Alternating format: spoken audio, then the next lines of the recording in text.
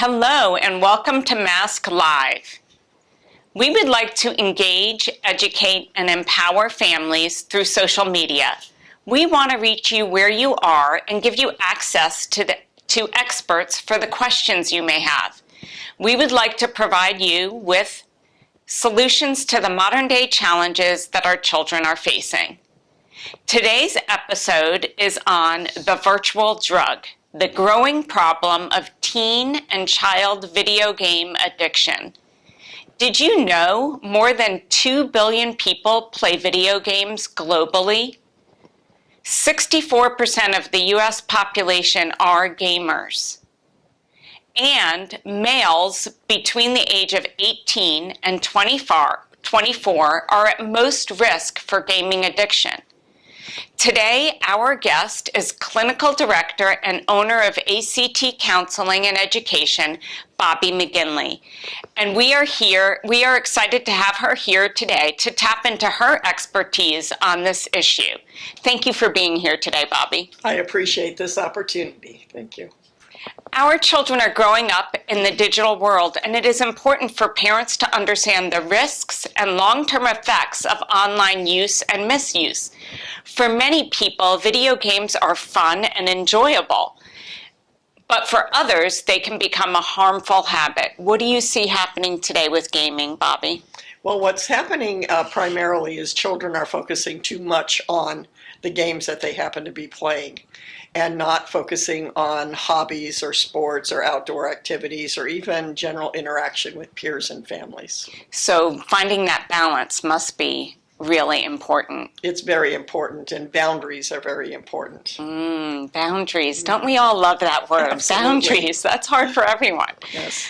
What video games are so addictive to children and teenagers? Do you know, or why are they so addictive? Well, the why is the fact that the video games originally were designed to be entertainment. Okay. And it's just gone a little bit too far to the other side for children. The games have become the babysitter, the new interaction for them, which doesn't allow them to speak correctly. It takes away from reading. It takes away from other activities in their life. So that's the problem.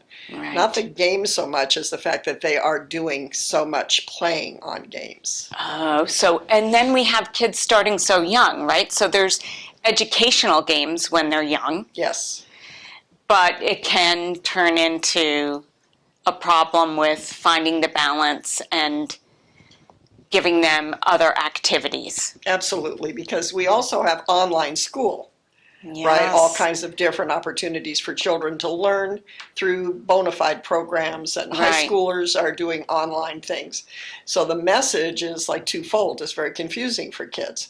It's okay to be online to take a class, but it's not okay to be online to play a game with friends that may not be in the home at the same time. So again, it's about boundaries and time allowed and balance. Wow. So the boundaries again. So I guess anytime we can teach our kids boundaries at a young age, that's certainly beneficial. Absolutely. But how do we teach them to incorporate healthy boundaries? There needs to be time limits. Okay. So for example, you would allow a younger child 30 minutes a day to play whatever games they're playing. And it would be after school. After their homework is done, if there's any homework or any chores that they have to do. After all of that is done, they get their 30 minutes. Okay. And then if the child throws a fit, which they may because we haven't had this timeline before, Right. then we just school them. The parent needs to school them that any time that they go over their 30 minutes will be deducted from the next opportunity or the next day that they get their 30 minutes.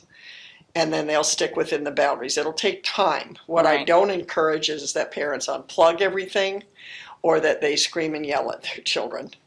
Because Right. the issue here, Michelle, is a little more around the fact that if you look at the adults, they're on their phones. Right. So it's very difficult for them to tell a child, well, you cannot play your game while I'm on my phone. They don't understand the difference. Right. They don't see that as different. They think they're playing. They They think their parents are playing. Right. Exactly right. So Exactly. It's very difficult. If you go into a restaurant and you watch families' interactions, somebody is on a phone. Or an iPad. So it's up to the parents to model the right behavior. Absolutely. It's very difficult to say to a kid it's very difficult to restrict a kid from doing what you're doing. Of course. We've seen this through generations. We've seen it with smoking. We've seen it with drinking. Now we're seeing it with video games. It's not that different, right. And can be as harmful overall. Okay. So what psychological and social problems are associated with teen and child video game addiction? Well, it took me forever to figure out what BTW and LOL meant on my phones. But when you're talking in those kinds of terms or right. in those little abbreviated words, you're not using the language at all, right? And you're not interacting with people live where you get to make a mistake, where somebody gets to correct you. It's just all out there automatically or right. In automation as opposed to actually interacting. You don't see individuals' facial expressions to know cues, whether you said something that was good or bad or indifferent for the person, whether you hurt their feelings. You don't see the body language anymore right. when you're facing these screens. So you're not learning how to be social. Right. And what about psychological? Psychologically, well, if you're not reading and you're not doing other activities, psychologically, you're going to be dwarfed there as well. Yeah. Yeah, unfortunate. What are the warning signs for children addicted to video games? Well, if they can't take a healthy boundary from their parents and they right. start acting out about it, in so many different ways, they will yell at their parents, they will slam doors, they will just argue with them about it. That's a huge sign right there. If they can't just take the parent saying, you have 30 minutes and we're done, or you can't play right now, we have something else we need to do. And so if they can't adhere to the boundaries and they're really fighting it, that's a warning sign. Absolutely. Let's talk about violent video games and that kids are playing. Do you feel that they are becoming more aggressive? Children are becoming more aggressive or becoming numb to violence? I would say yes, that they absolutely are. And I receive calls from parents asking me what they can do about that. And again, they need to monitor what they're doing. They need to see what it is that they're playing. They need to approve what it is they're playing. Like movies in the theater, there are different standards for different kinds of games, just like there are for movies, whether it's PG, whether it's child approved, whatever it happens to be. The same happens with the video games. So really adhering to those ratings and making sure the child is of age. Know what they are and make sure it's appropriate. Yeah, I mean, I know that it's important to even maybe perhaps play the games with your kids. Exactly. So you know exactly what's going on. You can see what they're exposed to and you can model with them healthy boundaries. Okay, we're going to play for 30 minutes and then we're going to move on to playing outside or doing something creative. Exactly.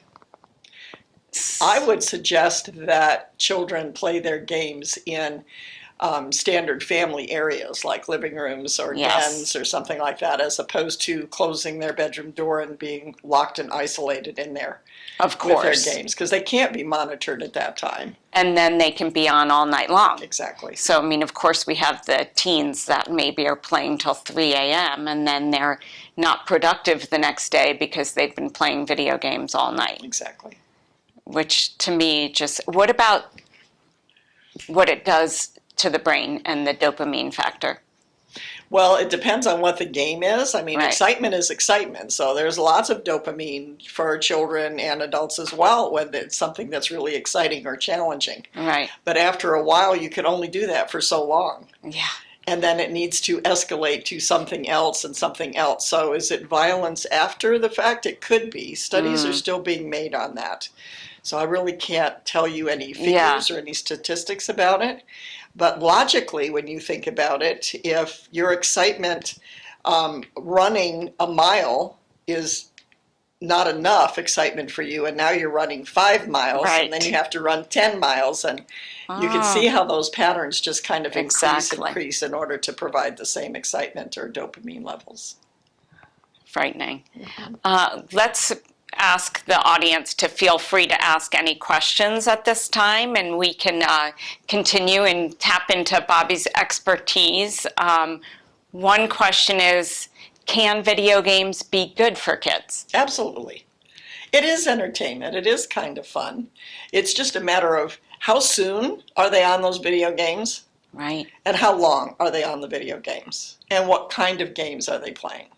So again, back to parents monitoring, making sure Exactly. they know what kids are watching or playing, and making sure it's educational and age appropriate. Right. If kids are gaming a lot, well, actually, is there an age that gaming use can peak? I'm not sure. I mean, I know I've read that it's around the teenage years, like 13 to 15, but I wonder now that kids are playing so young and there's great educational games that kids can be playing at 3 years old. I mean, you see toddlers with their Yes. parents' phone or an iPad, iPads, right? yep. So I guess that's really hard to say. Yeah, I don't know about a peak. It's so individual. Right. I mean, some people can play social. I don't even know whether socially fits into that, but Right. some individuals, some children, and some teenagers and young adults can play for a little while and just use it for what it is. And then Right. others have to have it 24/7. Right.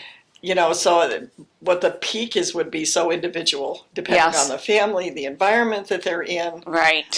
whether it's their iPad or their phone or whether it belongs to another family member would make a difference. Right. If there are any scheduled boundaries around it or any permission that needs to be sought before they play would Yeah. make a difference. So I guess what I'm hearing is parents need to make sure those boundaries are in place and are Absolutely. consistent with them. Absolutely. And they need to say what they mean and mean what they say. Yes. Because our children, whether they're playing or not, are very, very bright. And I think we underestimate them sometimes, that we believe they're not paying attention. Right. And they may not understand what it is they're seeing or hearing, but they're definitely paying attention. They're definitely Yeah, paying attention. They Of are. course, they They're see aware. everything. Yes, they do. Yes, they do. So here's another question. How is technology linking to other addictions? Well, okay, so some of the things that I hear and see, children can become very depressed with any kind of online playing. They can also become very overweight because they're not active. They're not doing things that they need to be doing.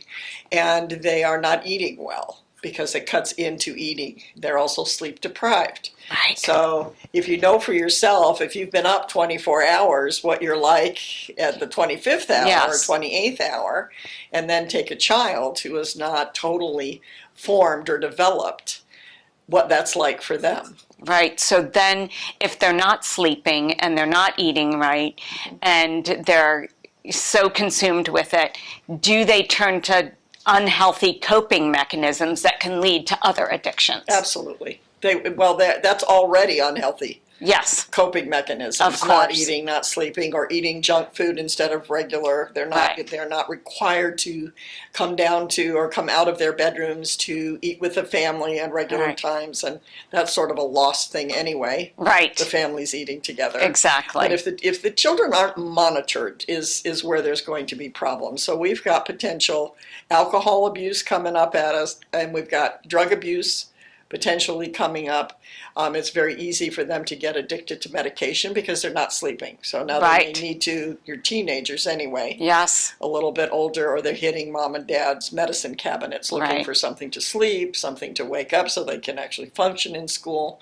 So sure, there is a leeway into it. And even a food Absolutely. addiction could come out of it Absolutely. with the unhealthy eating Absolutely. habits that go along with it. And there's not a midpoint. If they're abusing the gaming, the potential is for them to either be underweight because they're not nourishing themselves, or be overweight because they're eating all the wrong things Right. and not in a real normal cycle. They're just Right. all of a sudden realizing they haven't eaten for 24 hours, so now they are in the refrigerator or whatever, Right. eating everything. Uh, Yeah, so when you see those kinds of patterns back and forth, I mean, there's no normalcy to that. No. There's no, yeah. so it's really It's out of about control. it's about healthy boundaries and healthy food and fitness and everything. Absolutely. Absolutely. So here's another question. How do we create balance when technology is a part of so much of our daily lives? Well, again, it's about monitoring what they're playing or what they're doing online, doing it in a common area as opposed to isolated in their bedrooms, Right. or isolated in any room of the home or whatever. And having some kind of monitor on timeline. And maybe incorporating physical activity as a family activity Absolutely. together. Absolutely. When that's done, bike riding or jogging or doing something physical. Absolutely. Yeah. I mean, I know we have kids. I think back to my kids, and, you know, some kids are more physical. Some kids want to be gaming. Some kids only want to be outside all the time. So I guess just finding that balance between both educational things like gaming that can be educational and also outside activities. Sure. And parents can be aware of what activities are being provided at the school, so that there's more of that happening where they're interacting with other children as opposed to being at home and isolating. Right, right. So what about games that involve interaction with strangers? At what age or when is that okay? You know, no. No, never. I just wouldn't even encourage it. I know that there are games where individuals, family members from other states can interact with each other playing games together, which I think is a healthy way to communicate. It's easier than being on the phone and having stilted conversations. At least it's something that you engage in, you laugh about it, or you know, and those kinds of things. But stranger, no. No. Okay, I'm from the generation with the whole stranger danger thing. Yeah. And it's like, I just think it's really risky. I would not advise it. It's a parental decision, of course, but of course. Not something that I would co-sign. Yeah, I mean, I have a college girl who her friends come over and they're playing all together in the same room. They're playing the game and they're hysterical and loud and having fun. But, you know, I guess that's what you're saying. If it's people you know and you're in the room and you're doing it and you're playing even across the country together, but when the outside strangers are in there, that's just a potential for danger. It is, absolutely. So now we just want to invite people to watch or listen to the podcast in its full version. It will be available at Mask Matters app shortly. So you can download the Mask Matters app on the Apple App Store or on Google Play. And please join us to learn more and hear more from our expert, Bobbe McGinley. Thank you.